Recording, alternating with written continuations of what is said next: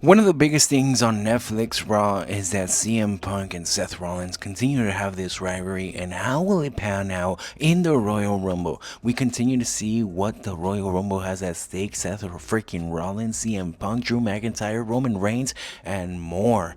Everybody is gonna make their mark, and we'll have to see who's gonna main event WrestleMania. Thanks for watching Ringside Rips by Andres Cortes. We're here to dive in deep through the Netflix era and what happened here. It wasn't a 3 hour show. If anything, it was cut short. And we have to establish that this is the new era. This is the new streaming service. They can do whatever they want. They can do the anticipation of having a 2 hour show, a 3 hour show, or making a PLE out of nowhere. Now, what we got to see is CM Punk making his excellent and great promo skills, saying that he will be there for the Royal Rumble. Who do you have winning the Royal Rumble match? But in another match, Max anticipated, it was Chad Gable against one of the worst kept secrets in all of WWE history. Everybody knew he was going to come. Everybody knew, and they had no fear that this luchador was here. It's Cero Miedo, Pentagon Jr., whatever you want to call him. Penta was in the ring, and he was there to make his Indian debut. And yes, he pulled out all the stops. It was glorious. He had Lucha Libre fans getting on the top of their feet and chanting. He had the Mexican pride in him. He had a beautiful speech at the end saying that this is what it takes for a Mexican when they want to go and become everything.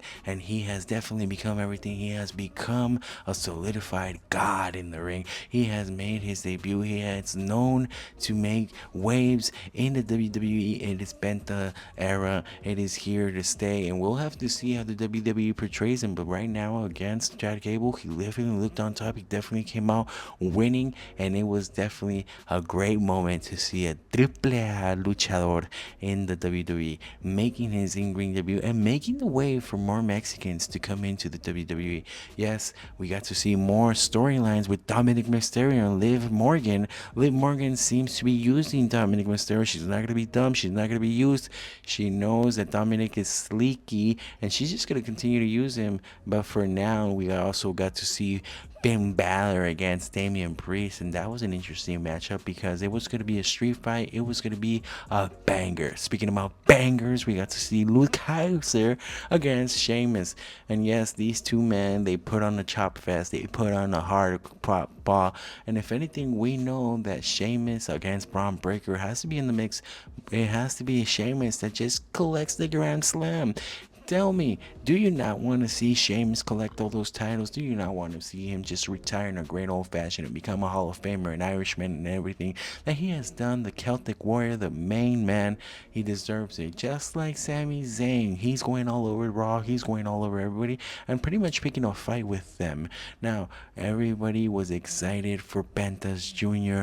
Debut. He was there, he was screaming, he was at the top of the lungs, and it was Miz against Sami Zayn because, like I said, Sami Zayn is just picking a fight with everybody, and The Miz is pretty much out of our storyline. Yes, the New Testament is gonna get a push that Karrion Kross deserves, but it is not going their way. It seems like they're focusing more and more on The Miz. When is going to happen? Where is the backstab going to happen? Where in era are we going to see a Karrion Kross? Just like we saw him in NXT talking about champions, we have Gunther.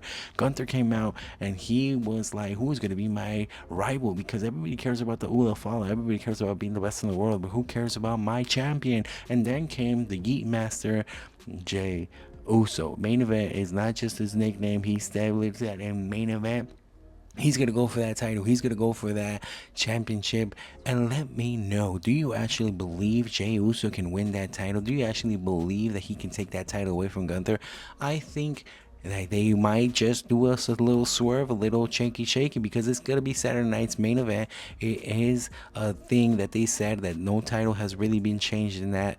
It is Gunther being stale. It is Jey Uso who deserves it. So let me know what in fact you think is going to happen. Now, the night continued with the Intercontinental Championship for the women, and yes, we got to see Lyra by Kyria win, and I wanted literally Dakota Kai to win, but It's all right. The WWE knows what they're doing.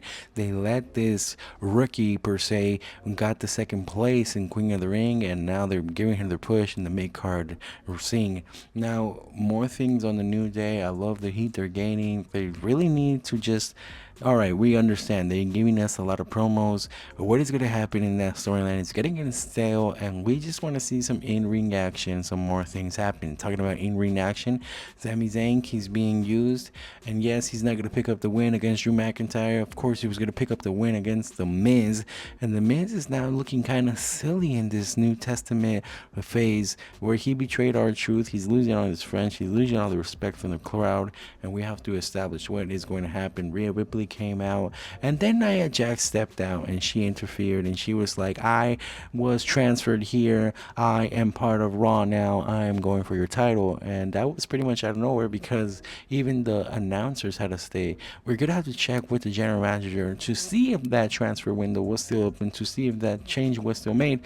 But if anything, that's pretty much interesting because they're giving Rhea Ripley a new rival. They're giving her a new phase, and that's exactly what they need to do. Now, it ended up being in the street fight. We got to see Damian Priest against Finn Balor, and of course, I mean, the two people just were going at it. It was a rivalry match, but it seems like most of these storylines in the WWE are getting stale. Most of these things in the Netflix era, I feel like are just being pushed for the big pop, for the big criterion, for the fandom that there is, but it's not really giving us more conclusions to the matches, more conclusions to the storyline.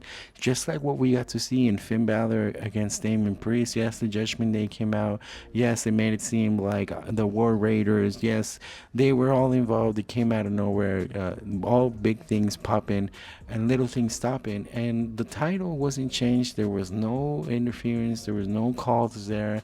And in the end, we just get to see Damian Priest pick up the win. And we have to establish, is this just going to be a non-title match where it continues to be against Finn Balor? Because the title isn't even on the line. They don't have the tag team titles. And we're just wondering, what exactly is the WWE planning for the Judgment Day and their demise? Thank you for watching.